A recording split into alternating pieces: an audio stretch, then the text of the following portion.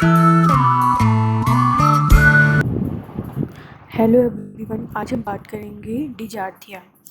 तो डिजार्थिया के टाइप्स जो हैं बहुत सारे हैं। आज हम बात करेंगे फ्लैसिड डिजार्थिया के बारे में, जिसमें कि फ्लैसिड डिजार्थिया में मेन प्रॉब्लम क्या होती है।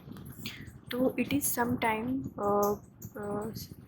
Called neuromuscular dysarthria. इसलिए बोलते हैं क्योंकि ये आपके न्यूरॉन और मसल से रिलेटेड प्रॉब्लम हो जाती है कि जो सिग्नल आपके ब्रेन से मसल्स तक आते हैं, उनमें जो आपके आपका जो इन्फॉर्मेशन है ब्रेन से मसल्स तक जो आनी चाहिए वो नहीं पहुंच पाती है। It is result from damage to motor unit of cranial nerve, spinal nerve that supplies speech muscles, lower motor neuron involvement। तो यहाँ पे होता क्या है कि जो आपका क्रेनियल नर्व जो होती है, स्पाइनल नर्व होती है। क्रेनियल नर्व आपकी 12 पेयर होती है। स्पाइनल नर्व जो हमारी सप्लाई जो होती है वो मसल्स को होती है। आपकी जो स्पीच मसल्स हैं, लोअर मोटर न्यूरॉन इन्वॉल्वमेंट, मतलब लोअर मोटर न्यूरॉन इन्वॉल्वमेंट का मतलब क्या, क्योंकि न्यूरोमस्कुलर इसलिए कहते हैं क्योंकि ये न्यूरॉन और मसल्स दोनों के कॉम्बिनेशन जो होता है वो उस पर ये अफेक्ट करता है। जो हमारा न्यूरॉन का मतलब हो गया ब्रेन से जो हमारा मैसेज हमारे मसल्स तक आता है वो अफेक्ट हो जाता है बेसिकली। तो जो मैसेज हमें न्यूरॉन यानी ब्रेन के हमारे जो नर्व सेल्स है हमारे मसल्स तक आना चाहिए वो प्रॉपर नहीं हो पाता है। It result from damage to motor unit of cranial nerve, spinal nerve जो हमारी मसल्स हैं स्पीच की उनको सप्लाई करती हैं। लोअर मोटर न्यूरॉन इन्वॉल्वमेंट होता है इसमें। लोअर मोटर न्यूरॉन इन्वॉल्वमेंट आप डायग्राम से देख सकते हैं।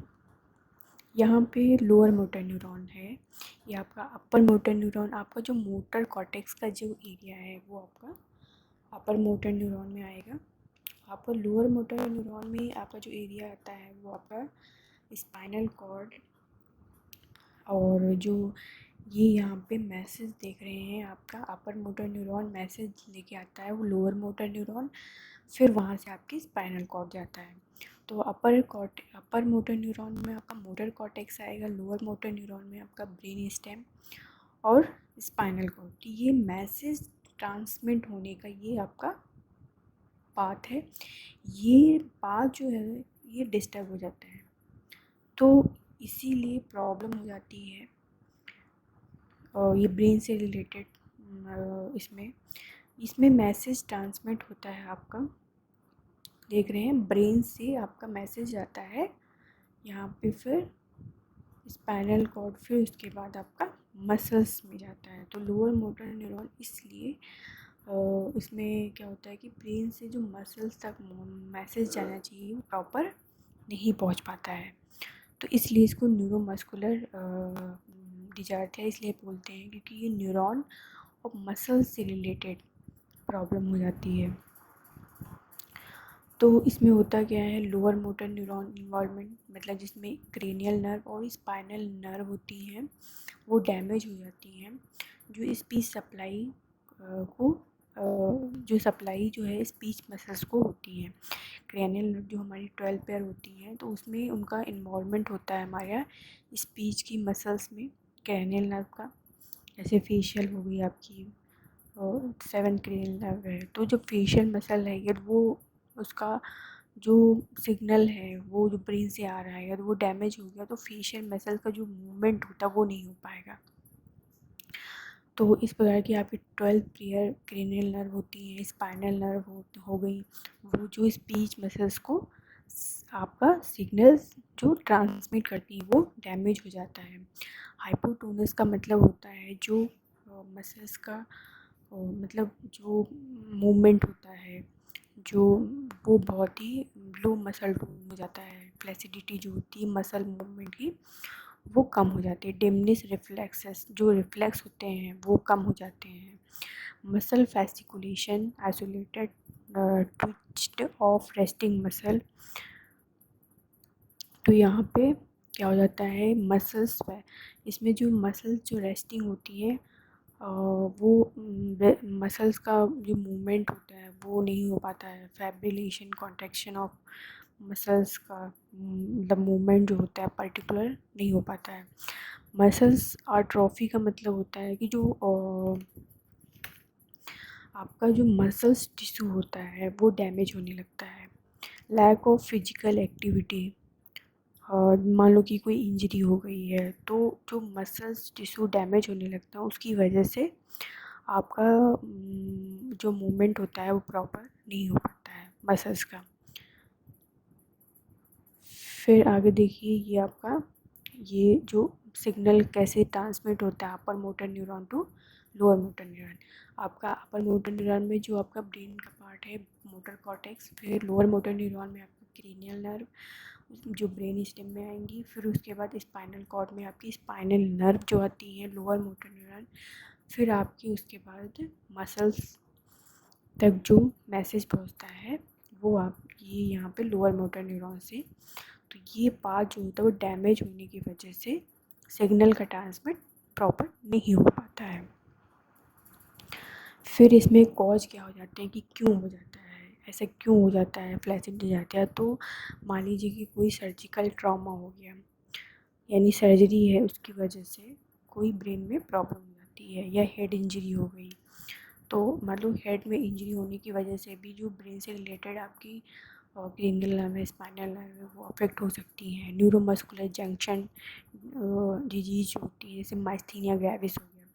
तो न्यूरोमस्कुलर का मतलब न्यूरॉन और मसल्स के बीच के जंक्शन का मतलब होता है कि जो उसको मतलब न्यूरॉन और मसल्स को आपस में कोऑर्डिनेट हो, वो जो जंक्शन होता है वो अफेक्ट हो जाता है। It is disorder of neuromuscular transmission, मतलब न्यूरॉन्स मसल्स के बीच में जो इंफॉर्मेशन का जो ट्रांसफ़र होती है इंफॉर्मेशन वो अफेक्ट हो जाती हैं।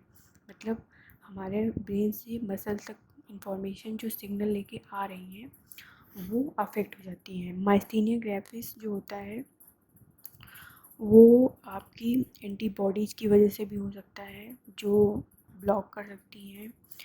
और यदि ये डैमेज हो गया पार्ट ऑफ मसल टिश्यू, यदि कोई मसल टिश्यू भी डैमेज हो गया जो हमारी न्यूरोट्रांसमीटर रिसीव करती है, यानी जो हमारा न्यूरोट्रांसमीटर मतलब जो हमारा मैसेज आ रहा है उसको जो रिसीव करती है acetyl choline from lower motor neuron से, वो एक डैमेज हो गया तो मतलब न्यूरोट्रांसमीटर जो रिसीव हो रहा है आपका लोअर मोटर न्यूरॉन से, यदि वो नहीं रिसीव हुआ तो आपका मसल्स तक इंफॉर्मेशन नहीं पहुंच पाएगी।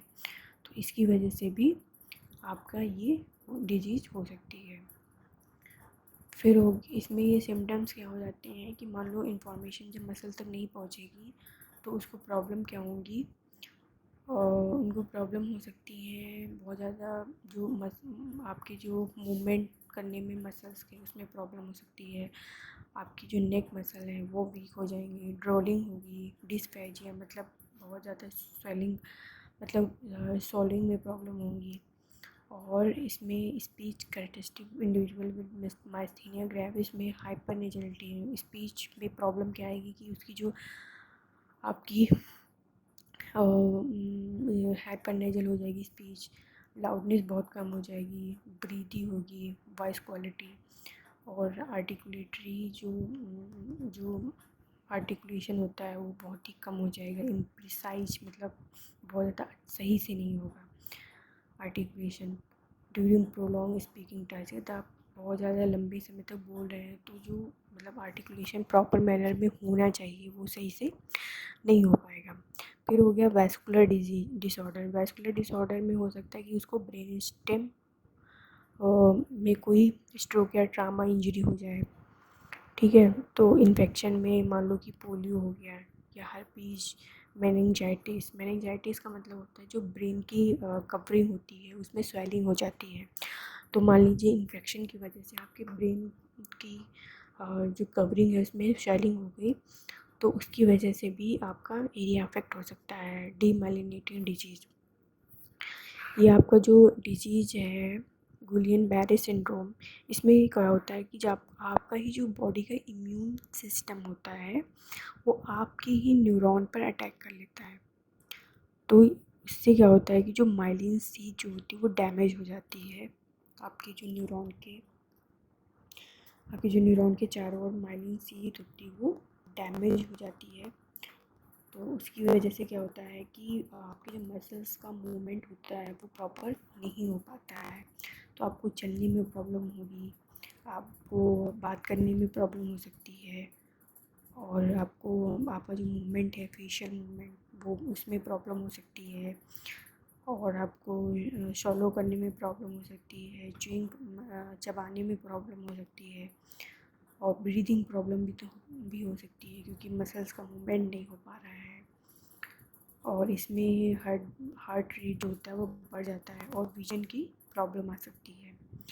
फिर होगी मसल्स डिजीज़। मसल्स डिजीज़ में आपका है मस्कुलर डिस्ट्रॉफी। मस्कुलर डिस्ट्रॉफी का मतलब होता है कि आपकी मसल्स जो हैं, मसल टिश्यू जो है, डिस्ट्रॉफी का मतलब डीजनरेट हो जाना, तो वो प्रोग्रेसिव धीरे धीरे आपकी मसल्स धीरे धीरे डीजनरेट हो जाती हैं, जिसकी वजह से आपका मसल्स से जो आपका इंफॉर्मेशन का जो ट्रांसमिशन होता है वो नहीं हो पाता है सही से।